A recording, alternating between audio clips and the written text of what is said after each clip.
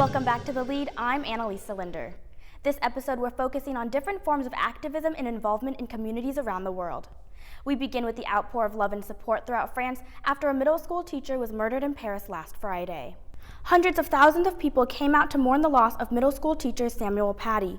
He was beheaded by an extremist who said the teacher insulted the Prophet Muhammad in his civics class. People clapped and snapped their fingers instead of yelling. One attendee said, quote, "I feel bad for our republic, which has been struck at its heart. The killing of a teacher is an assassination of our values and of all French people," end quote. The case is being investigated as a terrorist attack. For the full story and more news that matters to you, visit WUFT.org. A few months ago, we reported on Egyptia Green. Community leaders say she is making a big impact. The lead, Samantha Narson, visited the 13-year-old to see how her movement has evolved in Miami Beach. As the pandemic continued, Egyptia decided to add virtual protests to her mission. Now her activism platform has grown to 549 followers.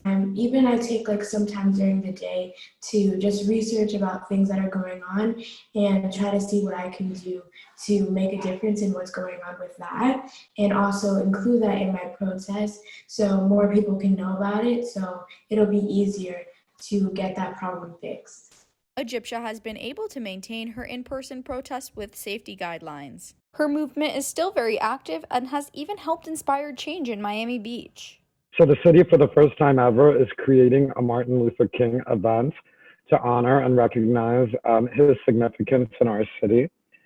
Number two, we created a Black Affairs Committee, and at our November commission meeting, we'll be finalizing the appointees to work on race relations matter and make sure that the city of Miami Beach is seen as the leader of diversity that we are.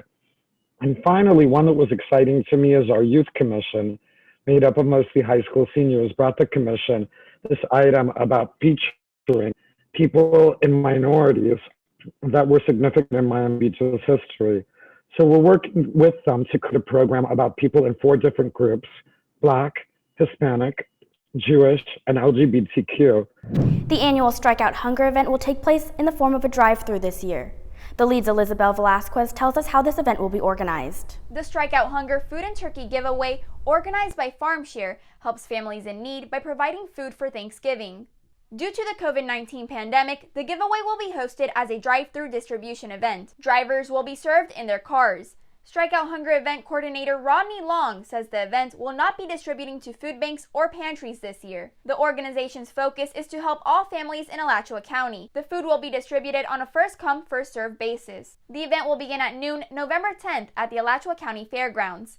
In other news, the Real Rosewood Foundation is hosting a virtual gala this year. The gala honors Rosewood Massacre survivors and descendants. This year's theme will focus on educating the public on Black history. The name of the theme is Rosewood, Her Story, the legacy of the Rosewood schoolteacher Mahuda Gussie Brown Carrier. The online gala starts at 6 p.m. on Sunday. For those interested in attending the event, general admission tickets are $25 each and raffle tickets are $7 each. The proceeds will contribute to helping the Real Rosewood Foundation's museum and funding scholarships. Tickets may be purchased online at eventbrite.com. For The Lead, I'm Elisabel Velasquez. Halloween may look a little different this year, but as the Lead's Daniela Savares tells us, people are working to keep Halloween safe. On Facebook, parents share their Halloween plans with each other. Some say they're still trick-or-treating with their children and will have their mask on. Some neighborhoods have been instructed to place duct tape to mark 6-foot lines that lead to the front door. They will set up a table with wrapped candies for their trick-or-treaters that is laid out rather than placing the candy in a bowl. Other parents said that they prefer not to participate in Halloween activities and are going to celebrate at home. Reese's found a fun way to give candy to trick-or-treaters this Halloween by having a robotic Reese's trick-or-treat door roam around the neighborhood. The door is controlled by a remote and will stop at different houses in the neighborhood. People will know it's coming by the smoke, lights, and sound effects. When the door arrives at someone's doorstep, the words "trick or treat" are needed for the reward of a king-size Reese's peanut butter cup through the mail slot. Speaking of fun ways to spend your Halloween, the UF football team moved its home game scheduled for today to Halloween. This comes after over 25 football players tested positive for COVID-19. along with head coach Dan Mullen. The game kicks off at 7:30. Florida will play Missouri. For the Lead, I'm Daniela Savars. That's all the time we have today. I'm Annalisa Linder. Have a great weekend.